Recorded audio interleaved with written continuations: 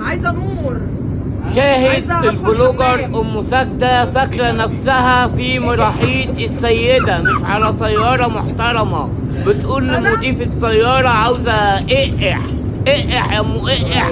انت فاكره نفسك في مراحيض السيده هنا ومش عارف والله. الفلاح اما يتقدم يا جماعه يجيب لاهله العار، الفلاح اما يتقدم يجيب لاهله العار، وده اكبر عار احنا بنشوفه في الفيديوهات بتاعت ام ساجده بجد.